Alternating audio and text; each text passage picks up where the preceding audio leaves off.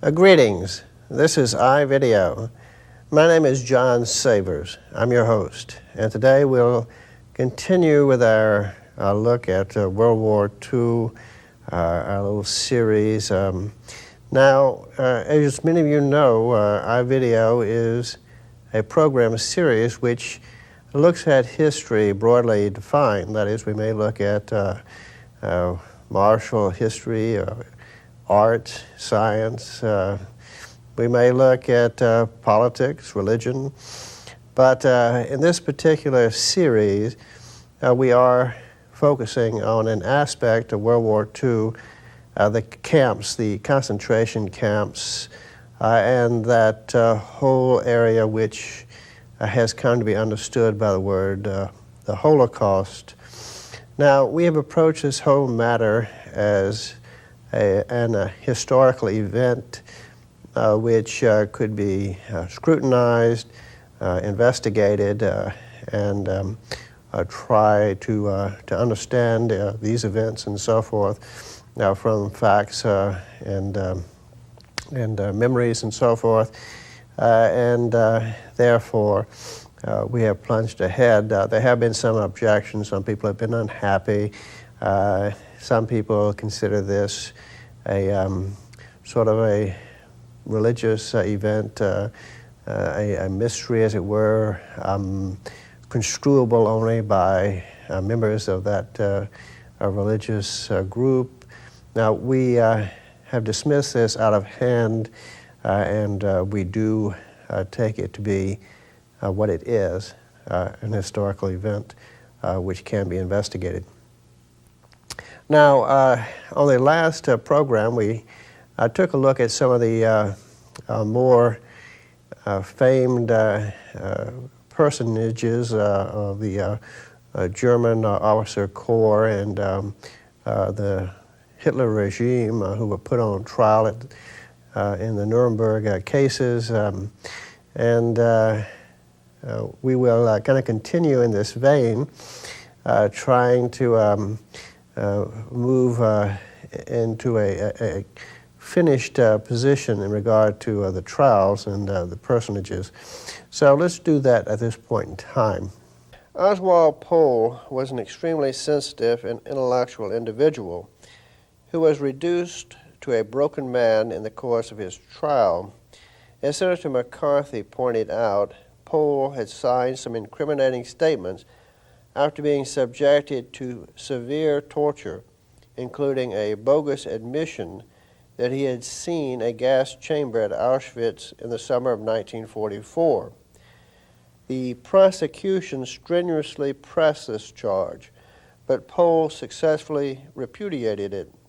The aim of the prosecution was to depict this dejected man as a veritable fiend in human shape, an impression hopelessly at variance with the testimony of those who knew him. This is a citation from Did 6 Million Really Die?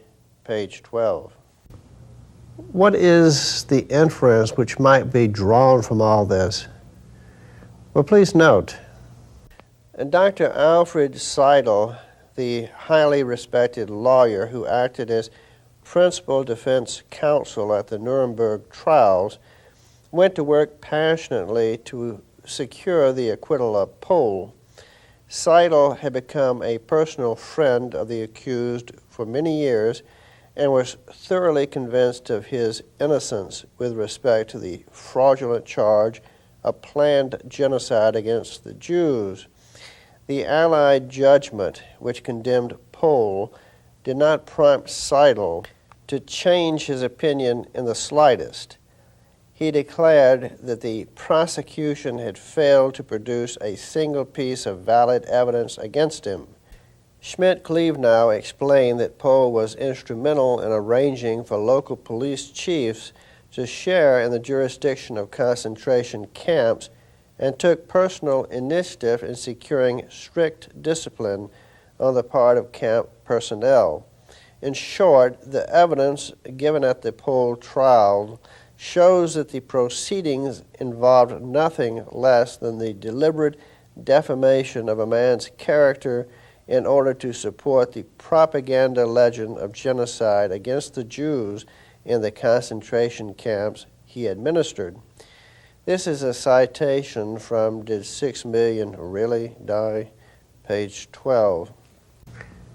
Moreover, spurious testimony at Nuremberg, which included extravagant statements in support of the myth of the 6 million, was invariably given by former German officers because of pressure, either severe torture, as in the cases cited previously, or the assurance of leniency for themselves if they supplied the required statements.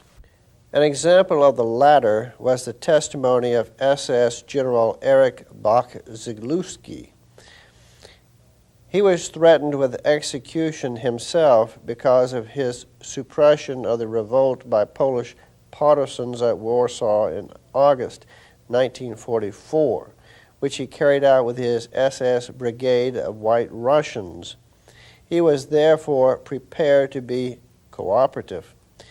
The evidence of Bach-Zelewski constituted the basis of the testimony against the Reichsfuhrer of the SS, Heinrich Himmler, at the main Nuremberg trial of the Major War Criminals, Volume 4, pages 29 and 36.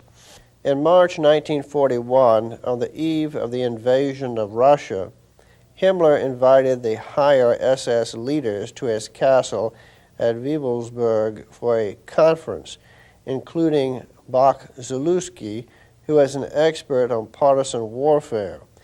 In his Nuremberg evidence, he depicted Himmler speaking in grandiose terms at this conference about the liquidation of peoples in Eastern Europe, but Goering, in the courtroom, denounced Bach-Zelewski to his face for the falsity of this testimony. An especially outrageous allegation concerned a supposed declaration by Himmler that one of the aims of the Russian campaign was to decimate the Slav population by 30 millions. What Himmler really said is given by his chief of staff, Wolff, that war in Russia was certain to result in millions of dead. Manville and Frank, Ibid, page 117. Another brazen falsehood was Bach-Zelewski's accusation that on August 31, 1942, Himmler personally witnessed the execution of 100 Jews by an Einsatz detachment at Minsk, causing him to nearly faint. It is known that on this date, Himmler was in conference at his field headquarters at Zhytomyr in the Ukraine. The Vorwinkel Die Wehrmacht im Kampf, Volume 4, page 275. Much is made of Bach-Zelewski's evidence in all the books on Himmler, especially Willy Frischauer's Himmler, Evil Genius of the Third Reich, London, 1953, page 148. However, in April 1959, Bach-Zelewski is reported to have repudiated his Nuremberg testimony before a West German court. He admitted that his earlier statements had not the slightest foundation in fact, and that he had made them for the sake of expediency and his own survival. The German court, after careful deliberation, accepted his retraction. Needless to say, what Veal calls the iron curtain of discreet silence descended immediately over these events. They have had no influence whatsoever on the books which propagate the myth of the 6 million, and Bach-Zelewski's testimony on Himmler is still taken at its face value. This is a citation from Did 6 Million Really Die? Page 12. Also, and in the same vein, please consider the truth concerning Himmler is provided ironically by an anti-Nazi, Felix Kirsten, his physician and masseur. Because Kirsten was opposed to the regime, He tends to support the legend that the internment of Jews meant their extermination. But from his close personal knowledge of Himmler, he cannot help but tell the truth concerning him. And in his Memoirs, 1940 through 1945, London, 1956, page 119, he states that Himmler did not advocate liquidating the Jews, but favored their immigration overseas. Neither does Kirsten implicate Hitler.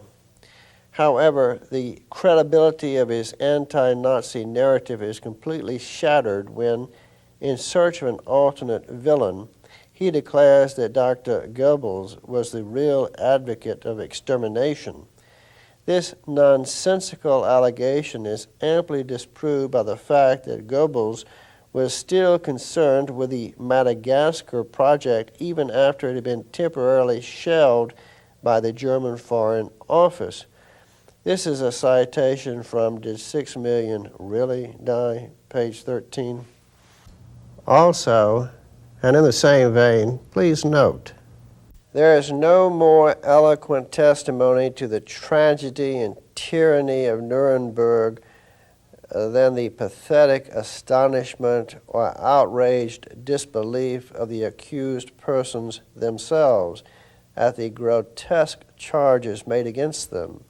Such is reflected in the affidavit of SS Major General Heinz Fanslau, who visited most of the German concentration camps during the last years of the war. Although a frontline soldier of the Waffen-SS, Fanslau had taken a great interest in concentration camp conditions, and he was selected as a prime target by the Allies for the charge of conspiracy to annihilate the Jews. It was argued on the basis of his many contacts that he must have been fully involved. When it was first rumored that he would be tried and convicted, hundreds of affidavits were produced on his behalf by camp inmates he had visited.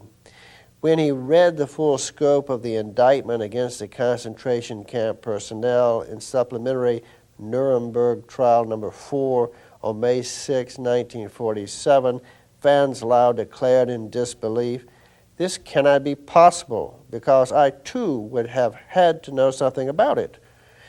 It should be emphasized that throughout the Nuremberg proceedings, the German leaders on trial never believed for a moment the allegation of the Allied prosecution.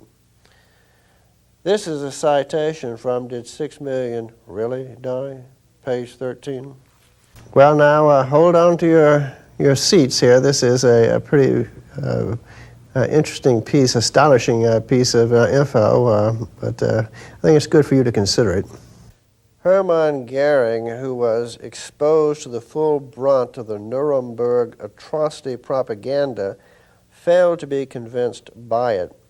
Hans Fritsch, on trial as the highest functionary of Goebbels' ministry, relates that Goering, even after hearing the Ohlendorf affidavit on the Einsatzgruppen and the Hess testimony on Auschwitz, remained convinced that the extermination of Jews was entirely propaganda fiction.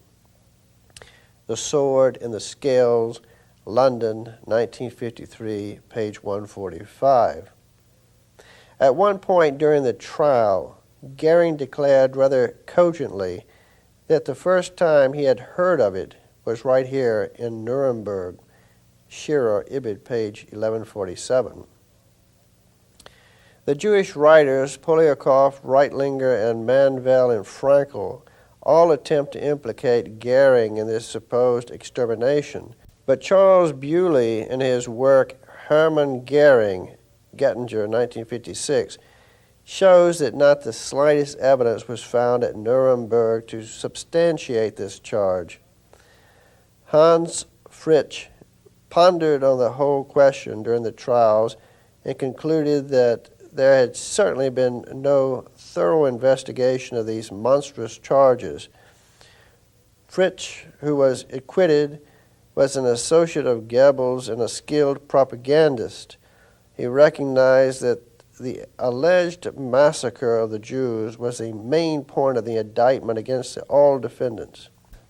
Kaltenbrunner, who succeeded Heydrich as chief of the Reich Security Head Office and was the main defendant for the SS due to the death of Himmler, was no more convinced of the genocide charges than was Goering. He confided to Fritz that the prosecution was scoring apparent successes because of their technique of coercing witnesses and suppressing evidence, which was precisely the accusation of judges Winterstrom and Van Roden after the American trials at Nuremberg. This is a citation from Did 6 Million Really Die? Page 13. Well, you might ask, did not all this create some doubts in the minds of non-Jewish Americans involved in the Nuremberg trials and those events? Well, yes, consider. U.S. Rear Admiral H. Lamont Pugh, former Navy Surgeon General and commanding officer of the National Naval Medical Center, wrote, "I thought the trials in general bordered upon international lunacy. I thought it particularly unfortunate, inappropriate, ill-conceived, and dupably injudicious that the United States should have been cast in the leading role as prosecutors and implementators of the trials of German participants or principals." This is a citation from the Facts and the Myths about the Holocaust, page 18. And still, in addition, consider this. Even Robert Jackson, the chief U.S. prosecutor of the Nuremberg War Crimes Tribunal, told President Harry Truman in a letter dated October 12, 1945, that the Allies have done or are doing some of the very things we are prosecuting the Germans for. The French are so violating the Geneva Convention in the treatment of German prisoners of war that our command is taking back prisoners sent to them for forced labor in France. We are prosecuting plunder, and our allies are practicing it. We say aggressive war is a crime, and one of our allies asserts sovereignty over the Baltic states based on no title except conquest. This is a citation from the Facts and the Myths about the Holocaust, page 18. Now, as an aside, I'd like to make the comment that surely if aggressive war is a crime, the financing of aggressive wars is also a crime. But this does not seem to be something readily accepted in the Western communities, at least when Westerners are involved. But at any rate, let's continue. On August 27, 1945, the Pittsburgh Press carried a United Press story datelined "With the Third Army in Germany." The headline read, "Nazi plan to exterminate all Jews in Europe revealed." The story reported that one Major Hans-Georg Mayer, a German SS officer captured by the Allies, had kindly told American authorities how the Nazis had planned to exterminate all of Europe's Jews. The report stated Mayer told interrogating officers yesterday that the plan took root at a Berlin conference in 1940, which was attended by Adolf Hitler, Heinrich Himmler, Joseph Goebbels, Reinhard Heydrich, and Ernest Kaltenbrunner. However, it was noted Mayer was not at the meeting. He was not big enough for that. Since Mayer first told his story, the final official story has been that the extermination of the Jews was planned at the now infamous Wannsee Conference held in 1942, 2 years after Mayer's Berlin Conference. No one today claims that Hitler was at Wannsee. Israeli historian Yehuda Baer has laid waste to the Wannsee legend. According to Baer, quoted in the Canadian Jewish News of January 30th, 1992, the public still repeats time after time the silly story that at 1C the extermination of the Jews was arrived at. According to Bayer, 1C was hardly a conference, and little of what was said there was executed in detail.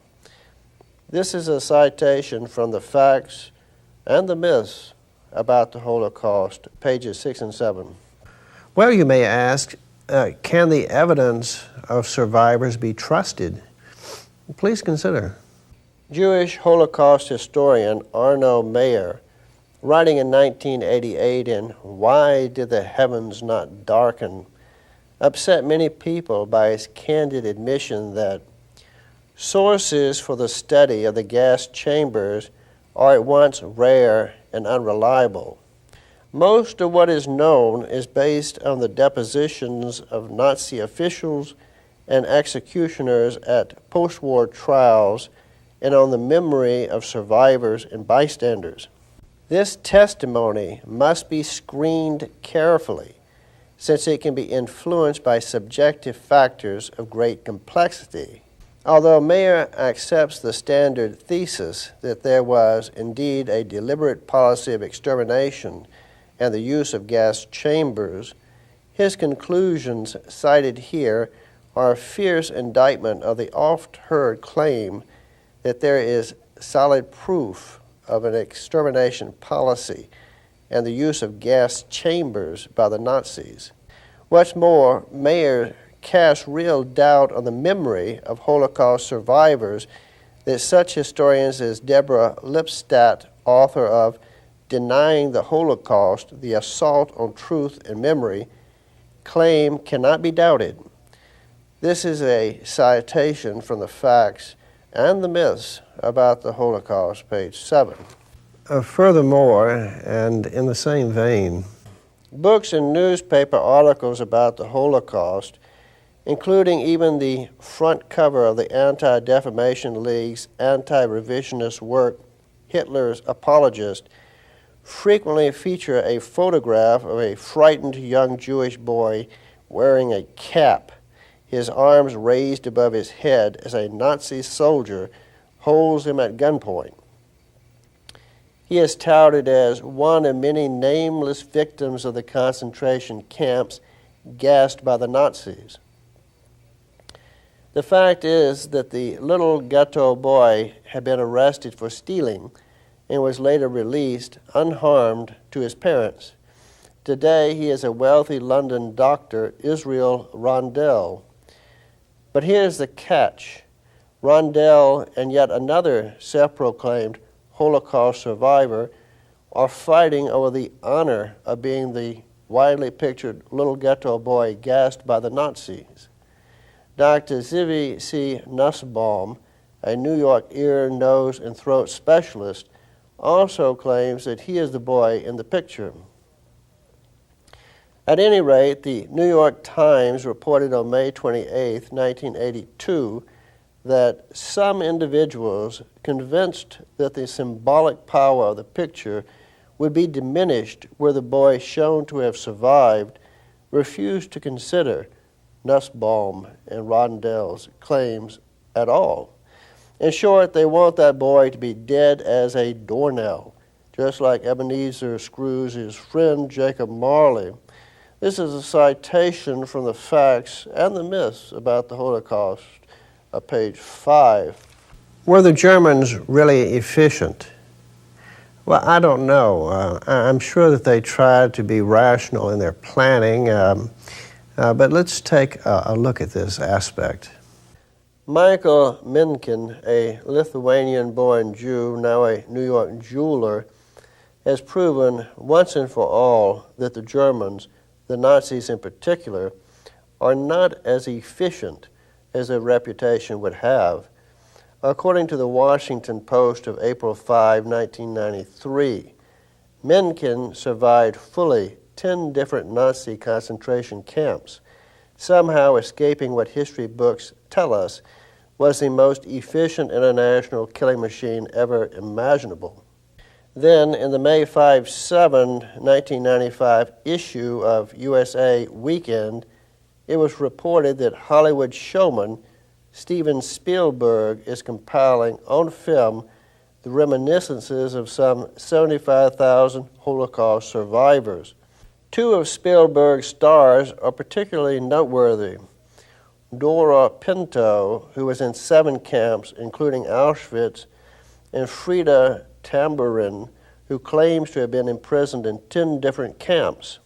Somehow, both Dora and Frida escaped being gassed and cremated, or even worked to death. This is a citation from the Facts and the Myths about the Holocaust, page 10. Many of you may ask, can the evidence of survivors be trusted? Well, that's it. We've run out of time. This is iVideo. My name is John Savers. I'm your host. Appreciate your tuning in. I hope to see you again next time.